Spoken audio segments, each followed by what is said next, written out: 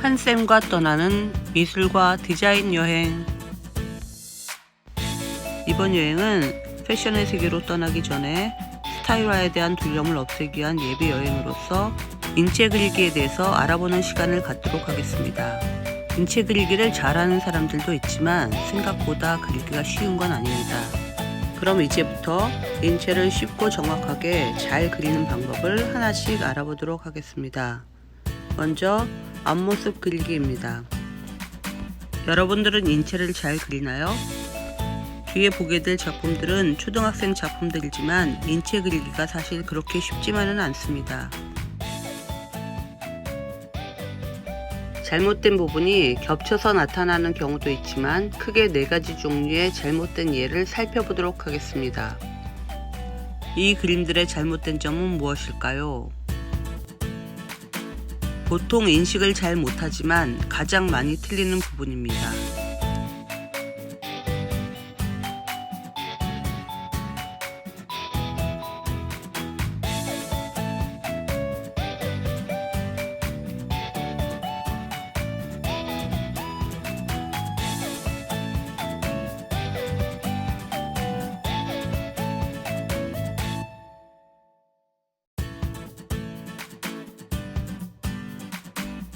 이어서 중학생들의 작품도 잠깐 살펴볼까요?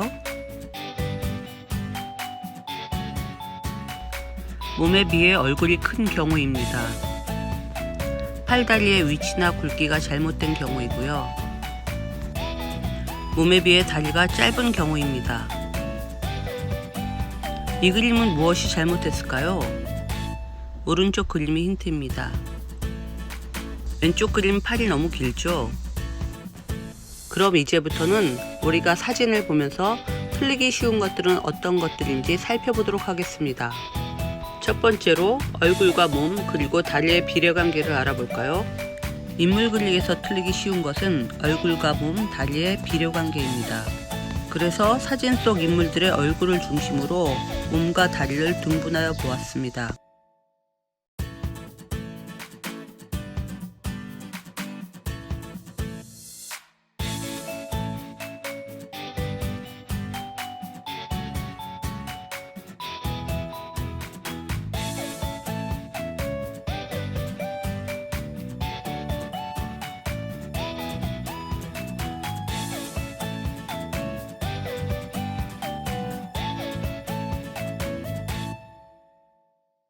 그럼 이번에는 얼굴과 몸의 넓이의 비례관계에 대해서 알아볼까요?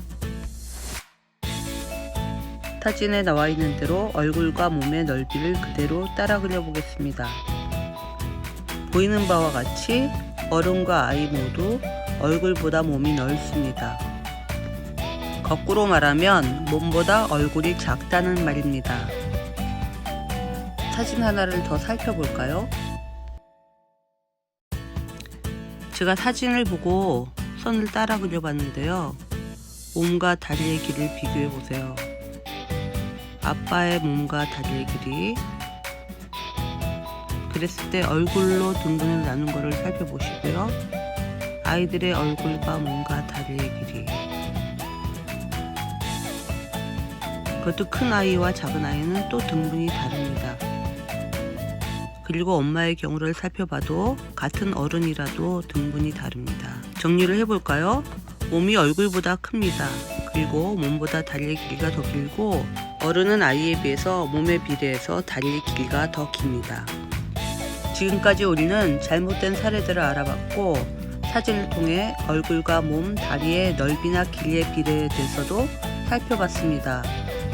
그럼 이제부터는 인체 그리는 법에 대하여 자세히 하나씩 알아보도록 하겠습니다. 첫 번째로 얼굴 그리는 방법입니다. 먼저 정사각형을 그립니다. 그리고 정사각형에 가득 차게 정원을 그린 후 중심 수직선을 내려 턱선을 잡아주고 양쪽 얼굴선을 턱선과 이어주면 됩니다. 어른 얼굴과 아이 얼굴입니다. 어른 얼굴은 계란형에 가깝고 아이 얼굴은 조금 동그랗습니다. 이제부터는 얼굴에 머리카락과 눈코입 그리고 모자까지 한번 그려보도록 해보겠습니다.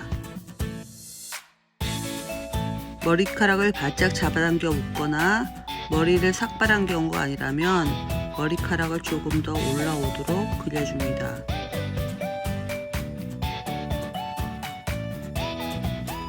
모자를 그릴 때는 머리가 모자 속으로 들어가도록 모자의 크기를 맞춰서 그려줍니다. 그럼 이제부터 본격적으로 몸을 어떻게 정확하게 그리는지 알아보도록 하겠습니다. 인체 전신 그리기. 앞모습의 경우 중심선을 기준으로 좌우 대칭입니다. 얼굴을 그리고 몸은 얼굴보다 좌우 대칭으로 더 넓게 그려줍니다.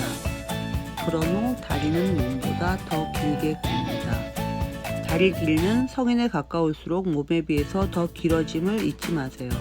어깨부터 시작한 팔의 위치는 허벅지까지 내려옵니다. 그렇게 인체를 다 그린 후에는 머리카락이나 옷을 입혀주면 됩니다. 당연히 몸보다 옷이 더 크겠죠?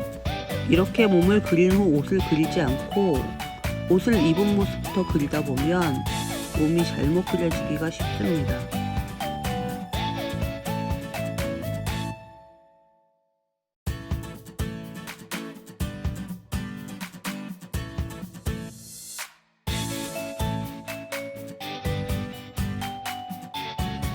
이렇게 사람 그리는 법을 배우고 나서도 다시 그리다 보면 같은 실수를 반복하는 일이 많습니다. 그래서 주의할 점을 다시 한번 알아보도록 하겠습니다.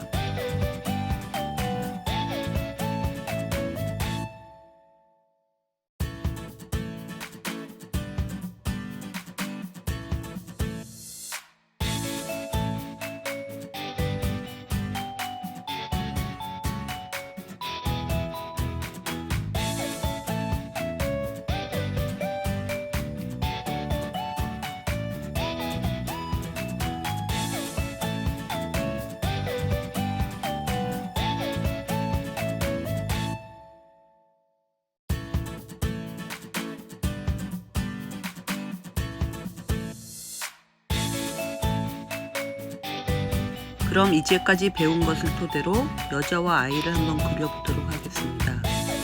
사람 그리기 실습. 여러분도 각자 나이와 성별을 정하여 그려보세요. 아까도 말씀드렸지만 먼저 몸부터 그리고 그 위에 옷을 그려주는 것이 좋습니다. 여자 어른의 경우는 허리가 들어가고 엉덩이 부분이 나오도록 몸을 고쳐줍니다. 때문에 자신이 그리는 사람이 어른인지 아이인지 남자인지 여자인지를 생각하고 그리는 것이 중요합니다.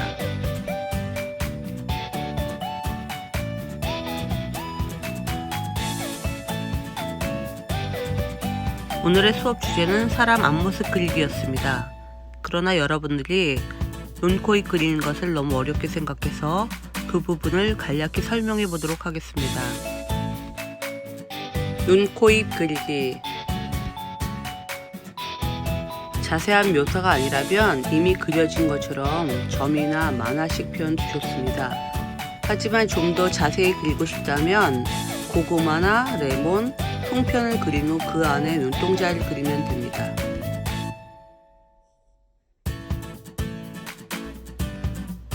코를 그릴 때는 콧등을 먼저 그리고 콧등을 중심으로 좌우 콧볼을 그려줍니다. 그리고 구멍을 그릴 때는 너무 진하게 그리지 않고 그라데이션으로 표현해 주는 것이 좋습니다. 아니면 오른편 그림처럼 각해진 형태로 대략적인 묘사를 해도 상관은 없습니다. 입도 간략히 표현하는 경우도 있고 입술까지 자세히 묘사하는 경우도 있지만 좌우 대칭 점을 잊어서는 안 되겠죠?